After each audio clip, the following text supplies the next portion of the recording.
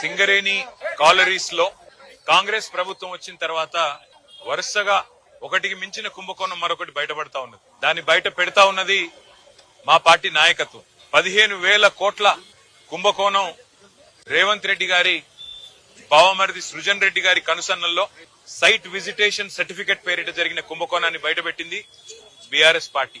అట్లాగే సోలార్ టెండర్ల విషయంలో మరి ఏ రకంగా అక్రమంగా 100 కోట్ల కుంభకోణం జరిగిందో బయటపెట్టింది మా నాయకుడు హరీష్ రావు గారు. అట్లాగే నైని బొగ్గు టెండర్ విషయంలో వాళ్లకు మంత్రులకు ముఖ్యమంత్రికి వాటాలు కుదరక మంత్రులకు ఉప ముఖ్యమంత్రికి ముఖ్యమంత్రులకు అల్టిమేట్ గా మీడియాలో పనిచేసే జర్నలిస్టులను అరెస్ట్ చేసే కాడికి పోయిన విషయం కూడా మనకు తెలిసిందే. అట్లాగే ఆ నైని బొగ్గు టెండర్ ను కూడా రద్దు చేసిన విషయం కూడా మనకు తెలిసిందే.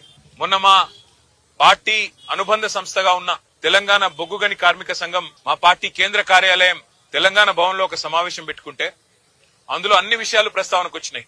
ఎట్లా సింగరేణి సంస్థ ఈ రోజు మొత్తం కార్మికుల పొట్టగొడుతున్నది, కేసీఆర్ గారి ప్రభుత్వం ఉన్నప్పుడు ఎట్లా 19,000 వారసత్వ ఉద్యోగాలు మెడికల్ ఇన్వాలిడేషన్ బోర్డు ద్వారా ఇవ్వడం జరిగింది, ఏ రకంగా ఇవాళ కాంగ్రెస్ ప్రభుత్వం వచ్చిన తర్వాత మరి ఆ బోర్డు మొత్తం ఎత్తేసి 11 నెలలుగా బోర్డు మీటింగులు పెట్టకుండా వేలాది మంది పిల్లలకు అన్యాయం చేస్తా ఉన్నారు. అన్యాయం చేయడమే కాకుండా గతంలో కేసీఆర్ ప్రభుత్వం ఇచ్చిన ఉద్యోగాలు మెడికల్ ఇన్వాలిడేషన్ కింద 19,000 ఉద్యోగాలు ఏదైతే ఇచ్చారో వాటి మీద కూడా విజిలెన్స్ ఎంక్వైరీ చేపిస్తామని చెప్పి అసెంబ్లీలో ఉప ముఖ్యమంత్రి బట్టి విక్రమార్క గారు ఏ మాట అయితే చెప్పారో ఇవన్నీ కూడా ఇవాళ సింగరేణిలో కార్మికుల్లో అక్కడుండే ప్రజల్లో కలవరాన్ని రేకెత్తిస్తా ఉన్నాయి.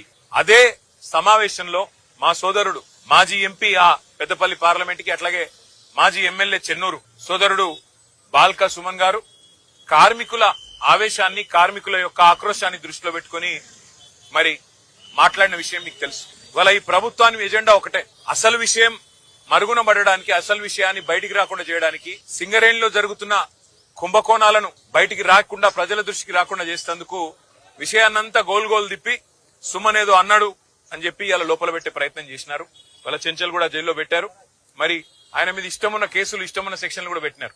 చివరికి మెజిస్ట్రేట్ గారు కూడా మందలించి పీడీపీపీ ఎట్లా పెడతారు మీరని చెప్పి తీసేసిన పరిస్థితి మనం చూస్తా ఉన్నాం.